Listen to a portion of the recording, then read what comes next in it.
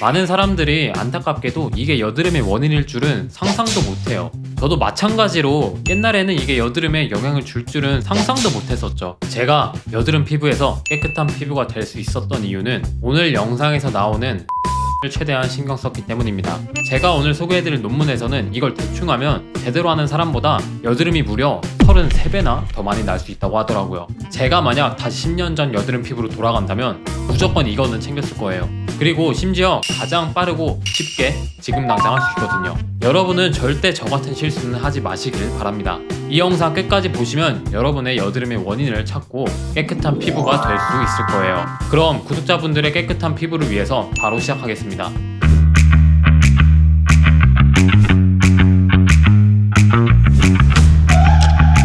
오늘 영상에서 설명드릴 원인을 하게 되면 안드로겐이 증가하고 피지가 과다하게 분비되고 모공 입구에 각질이 축적됩니다. 그럼 피지는 배출되지 못하고 과각화 현상이 일어나게 돼요. 그럼 모공도 막히고 여드름이 발생하겠죠. 그 원인은 바로 수면입니다. 많은 분들이 수면에 대해서 잠 좀 모자라도 큰 문제 없어 라고 하거나 요즘 현대인이라면 당연히 밤에 좀 늦게 자고 새벽까지 폰 보다가 6시간 자면 괜찮지 않아? 라고 생각하곤 합니다. 그런데 실제 연구들을 보면 의외로 수면이랑 여드름이랑 관계가 꽤 크다고 해요. 하지만 이런 부분이 화장품만큼 와닿지 않다 보니 잘 안 믿거나 그냥 흘려듣기가 쉽습니다. 막상 저도 여드름 피부일 때는 흘려들었으니까요. 도저히 이런 여드름 피부로 살면 안 되겠다 라고 생각하고 난 뒤에 하나하나 다 챙겨봐야겠다고 마음먹고 나서야 규칙적으로 잠을 자보니 정말로 트러블이 훨씬 적어지더라고요. 그러다 다시 밤을 새게 되면 며칠이 지나면 또 여드름이 올라오기도 하고요. 그렇게 여러분들에게 지금 필요한 것은 사소한 것이라고 흘려듣지 않고 행동을 해야 하는 겁니다.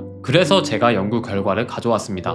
이걸 알고 난 뒤로는 깨끗한 피부가 될 수 있을 거예요. 프리마 인도네시아 유니버시티에서 진행된 한 연구입니다. 연구 제목은 다음과 같고요. 이 연구에서 사용한 방식이나 결과를 먼저 간단히 말씀드릴게요. 대상은 17세에서 21세 사이의 학생 70명을 모집했습니다. 그리고 나서 수면의 질을 측정했어요. 여드름 심각도는 각각 경증, 중증도, 증증으로 구분했습니다. 결과는 수면의 질이 나쁜 그룹에서 중증도 여드름이 52.9%, 중증이 4.3%였고 이 수치는 통계적으로 유의미한 수치였습니다. 게다가 OR이라는 수치가 33.241로 나오는데 이는 수면의 질이 나쁠 경우 여드름이 악화될 가능성이 최대 33배까지 높아질 수 있다는 말과 일맥상통합니다. 근데 벌써 어려워지려고 하시는 분이 계실 거예요. 쉽게 설명해 드릴게요. 지금부터 집중하시면 됩니다. 연구에서 말하는 핵심 포인트는 단순해요. 잠을 잘 못 자면 안드로겐 호르몬 등이 높아져서 피지 분비가 많아지고 결국 여드름이 생긴다는 겁니다. 그렇다면 왜 수면이 부족하면 피지 분비량이 증가하게 되는 걸까요? 이 논문뿐 아니라 기존 피부과학 연구들에서 공통적으로 말하고 있는 여드름이 나는 원리를 정리해 볼게요. 첫 번째 원리는 다음과 같아요. 수면이 부족하면 스트레스가 올라가게 되고 코르티솔 호르몬과 안드로겐 호르몬이 상승하게 됩니다. 결과적으로 피지 과다 분비로 이어지는 거예요. 그럼 모공이 막히고 여드름이 생기게 되는 거죠.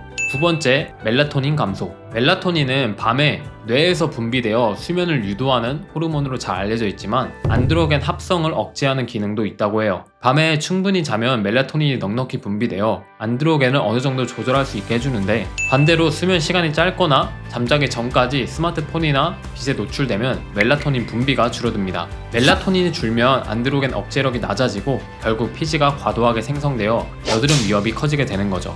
세 번째 원리, 과각화, 피지 재생주기 꼬임, 모공 막힘. 수면 부족 상태가 지속되면 피부의 재생주기가 이상해지고 각질 관리와 피지 배출이 원활하게 되지 않아 모낭 내에 노폐물이 쌓이게 됩니다. 그리고 각질이 정상 이상으로 두꺼워지는 과각화 형상도 생겨 피지와 각질이 서로 엉겨붙어 모공 입구를 막아버려 여드름이 생깁니다. 네 번째 원리, 스트레스와 면역 조절 이상. 몸이 피곤하고 잠이 부족할수록 스트레스 호르몬들이 분비되고 면역 균형도 깨집니다. 염증성 사이토카인이 증가해 피부 염증 반응이 강해지면 이미 형성된 작은 트러블도 더 크게 붉어지고 아픈 염증성 여드름으로 발전할 가능성이 큽니다. 방금 말씀드린 모든 원리를 기억하실 필요는 없어요. 영상 첫 부분에서 말씀드렸듯이 잠이 사소한 거라고 생각해서 무시만 안 하면 됩니다. 여기까지 듣고도 사소하다고 신경 안 쓰시는 분은 안타깝지만 절대 깨끗한 피부는 될 수 없을 겁니다. 여드름을 없애고 매끈한 피부가 되고 싶다면 딱 이 한 문장만 기억하시면 돼요. 잠이 부족하면 여드름이 생긴다.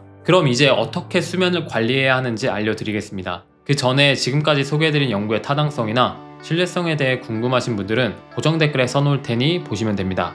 그리고 지금까지 내용이 도움이 됐다고 느끼시면 구독도 같이 해주세요. 앞으로도 깨끗한 피부가 되는 데 도움이 되는 정보를 놓치지 않고 계속 받아보실 수 있을 겁니다. 그럼 이제 진짜로 수면 관리 방법에 대해서 알아보겠습니다. 일단 첫 번째로 잠자는 시간, 전체 수면 시간, 일어나는 시간 이 세 가지를 정해야 합니다. 수면 시간을 정할 때는 다음 세 가지 규칙만 지켜서 정하시면 돼요.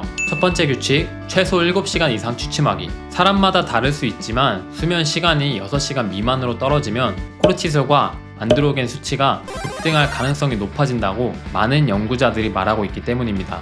두 번째 규칙, 밤 12시 이전에 자기. 약 10시에서 2시에 멜라토닌이 가장 많이 나오는데요. 그래서 가장 좋은 건 10시 이전에 자는 겁니다.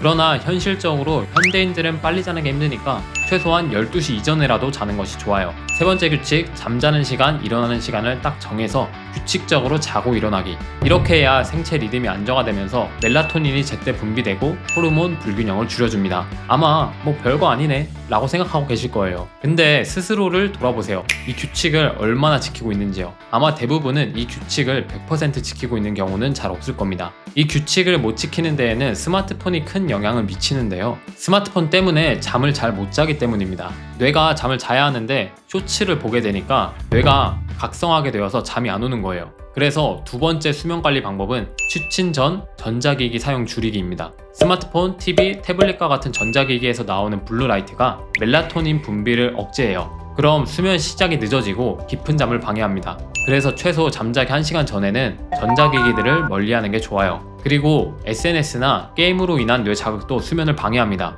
그래서 아예 폰을 손에 닿지 않는 곳에 두는 것도 좋습니다. 진짜 저만 믿고 한번 해보세요. 이것만 잘해도 잠이 스르륵 잘 올 겁니다. 세 번째 수면 관리 방법은 평소에 스트레스 관리를 잘하는 겁니다. 수면 부족과 스트레스는 악순환의 관계예요. 스트레스가 높으면 잠을 잘 못 자게 되고 잠을 잘 못 자면 코르티솔이 올라가서 스트레스가 커지게 되죠. 그래서 이 악순환의 고리를 끊는 게 중요합니다. 잠을 잘 자면 스트레스 레벨이 낮아져요. 그리고 스트레스 레벨이 낮아지면 잠이 잘 오게 되죠. 일상에서 가볍게 산책, 요가, 명상, 운동 등을 해보세요. 그럼 스트레스 레벨이 낮아지면서 수면의 질도 같이 좋아져요. 그로 인해 피지 분비, 호르몬 불균형이 줄어들 겁니다. 스트레스를 해결하고 깨끗한 피부가 되는 방법에 대해서 자세히 알고 싶다면 오른쪽 위 카드 클릭하시고 보시면 됩니다.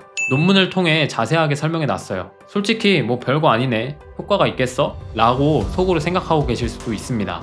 근데 단언컨대 제 말을 믿고 실행하시는 분은 여드름이 사라질 거고, 이렇게 온갖 증거를 알려드렸는데도 제 말을 무시한 분은 여드름이 그대로일 겁니다. 결국 우리가 간과하기 쉬운 수면 부족이라는 요소가 피부 장벽이 회복될 시간을 뺏고 호르몬 밸런스를 깨트려 여드름을 도돌이표로 만들 가능성이 높아요. 나는 이미 피부과에 돈도 많이 썼는데 왜 여드름이 사라지지 않지? 라고 하신다면 어쩌면 수면 습관을 전혀 손보지 않고 화장품만 바꾸고 피부과에 가서 시술만 받으려고 하셨기 때문이 아닐까요?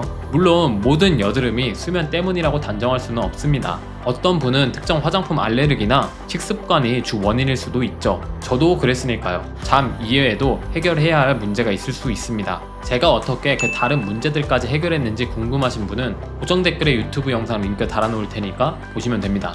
다시 돌아와 보면 연구 결과들이 말해주듯이 수면 부족이 여드름에 강력한 영향을 줄 수 있다는 건 꽤 확실합니다. 그러니 제발 무시하지 마시고 오늘 배운 내용을 꼭 실천해 보세요. 제 개인적인 경험을 조금 덧붙이자면 과거에 여드름 때문에 한창 고생할 때 화장품이나 시술에만 신경을 썼었어요. 그리고 잠은 깊게 생각을 안 했었죠. 그런데 어느 순간부터 일정 시간에 자고 스마트폰 자기 전 1시간 안 보는 습관을 들였더니 피부 컨디션이 훨씬 좋아졌습니다. 물론 사람마다 차이가 있겠지만 적어도 내부 요인을 잡아주면 훨씬 더 빠르고 근본적인 개선이 가능하다는 걸 실감했죠.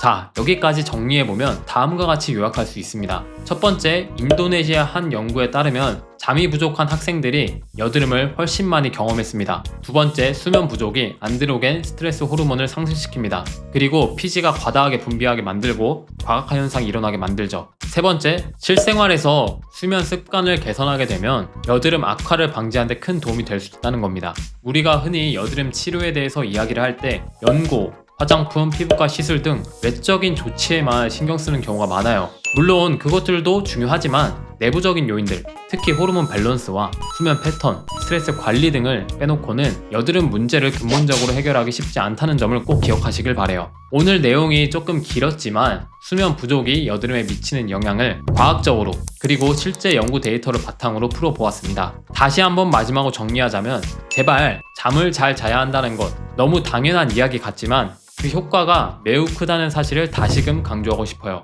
도움이 되셨다면 좋아요 눌러주세요. 그리고 구독하고 계시면 앞으로도 여드름 예방에 도움이 되는 식단 연구나 각질 관리의 올바른 방법 등 다양한 주제에 관련해서도 알려드리겠습니다. 관심이 있으신 분들은 알림 설정까지 하고 계시면 여드름 피부 탈출에 도움이 되실 겁니다. 여러분 모두 여드름 피부에서 조금이라도 해방될 수 있길 바라겠습니다. 그럼 다음 영상에서 또 찾아뵙겠습니다. 영상 시청해주셔서 감사합니다.